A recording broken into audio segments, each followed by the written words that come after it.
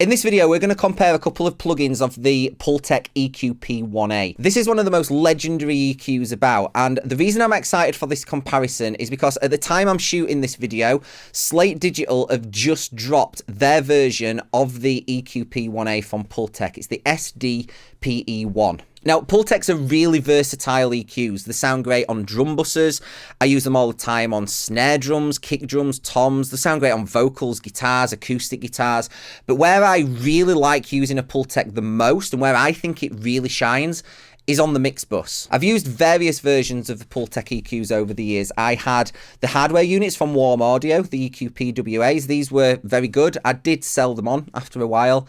I then jumped over to the UAD subscription. Probably for the last 12, 18 months, I've been using the UAD Pultec. It sounds incredible. In my opinion, it sounded better than the Warm Audio clones, hence why I sold them. However, I absolutely love Slate Digital plugins. I've been using them for probably a decade or more now, and I'm really excited to listen to what their version of the Pultec sounds like. So we're going to do a comparison. We're going to compare it to the UAD. We've got a couple of different mixers lined up here, and we'll listen to both versions of the Pultec on both mixers. The first one is a pop punk mix.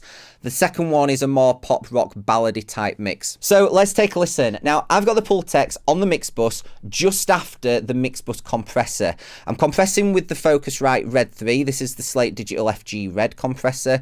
I tend to find that compressing the mix can suck up some of the low end, so that's why the EQ goes after the compressor. And as you can see, I'm adding 60 cycles. I'm boosting a little bit of 60, and then I'm also boosting some 5K. I love the sheen and the polish that Pultec EQs add, and just having that EQ on the mix from the start, I find when you get towards the end of the mix and you take it away, it's almost like night and day difference. So that's what I'm doing with the Pultec. I've got both plugins set to the exact same. Let's compare them. We'll start with the UAD.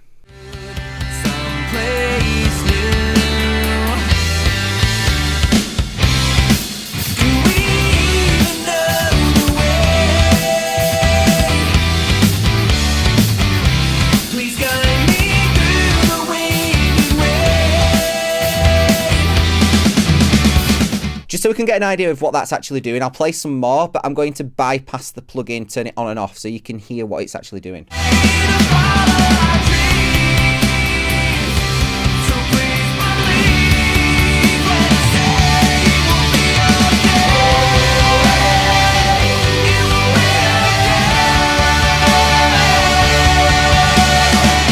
Okay, so to me, that is a night and day difference. There is a bit of a bumping gain with Pultecs, and you get that with the hardware, but the low end gets bigger. It just sounds kind of polished and finished, as corny as that is. It just adds some depth and 3D-ness. It's kind of hi-fi sounding. So now let's put the Slate Digital one in, see how that sounds.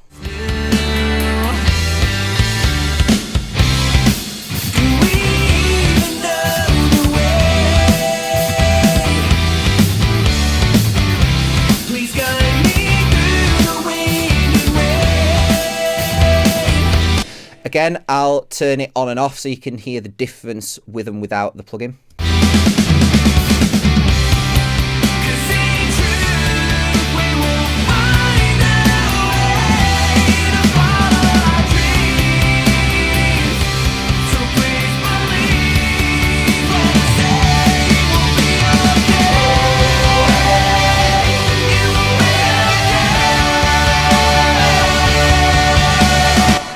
Wow. Again, that is a really night and day difference. It sounds absolutely incredible. Let's see how both of those plugins stack up on a different mix. So let's open a new session. We'll go to a more pop rock ballad type song. Okay, so these plugins again are on the mix bus right after the mix bus compressor, and the settings are very similar. We're adding some 60, a little bit more than last time, and also some 5. I think maybe around the same, maybe just a dot less than last time. Both plugins set exactly the same. Let's start with the UAD, hear how that sounds. All I have left is you, and I can't help but think each time that you're trying to find someone new. I'll carry on playing a little bit more, turning it on and off so you can hear the difference with and without the Pultec. Cause all I have left is you.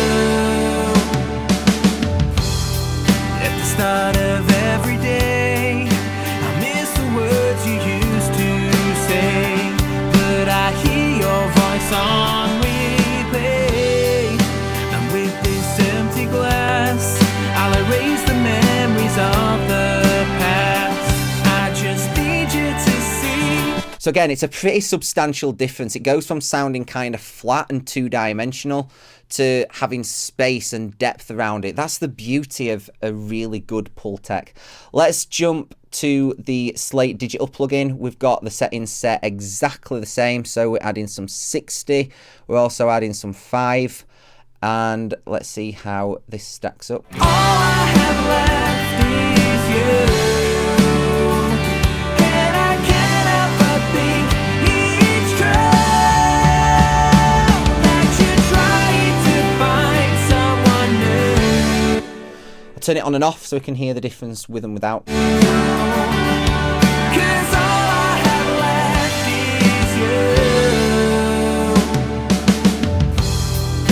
Start of every day, I miss the words you used to say, but I hear your voice on replay. And with this empty glass, I'll erase the memories of the past. I just need you to see that every time that we speak, you make my heart skip a beat. Wow, so again, that's a pretty substantial difference, and I think there are some significant differences between both plugins as well. I'd love to hear what you think, so drop a comment, let me know if you've any preference between those two plugins, if one sounds better than the other. I think they both sound amazing. I think they've got a lot of similarities. The top end is gorgeous. I think they're very, very similar here. That Slate plugin is massive in the low end. It's just got a bloom to it in the lows that just makes everything sound really, really warm. The UAD version sounds incredible. It adds that depth and that warmth, but I don't think there's as much in the low end as what we're getting from the Slate. We're boosting the same. Maybe we could boost a little bit more and get them pretty equal.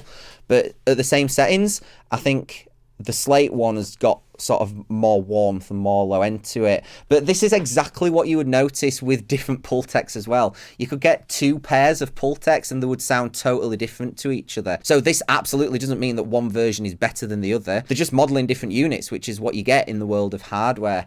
But honestly, I can't call it between both of those. I love them both for different reasons. Now, if you're a songwriter, if you're in a band, if you're releasing music in any way, shape or form, I've got something that you're definitely going to want to check out. One of the biggest struggles that independent artists have is getting their music heard, getting it in front of listeners, getting it on the radio, and getting more followers and fans. Now, probably one of the most important documents that you can have in order for you to get access to opportunities to get your music heard is your EPK. Your EPK is a working document that you will continually send out to bloggers, to radio DJs, to festival organisers, promoters, when you want them to consider you for radio play or for a festival or for a show or a support slot. Now, if your EPK sucks, the people that you send it to won't even listen to your music. They're going to delete your email before they even get a chance to hear it.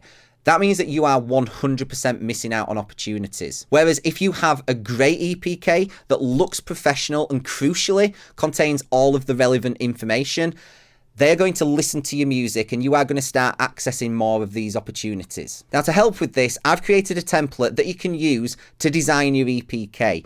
It will look professional. It will take you literally minutes to get up and running with it.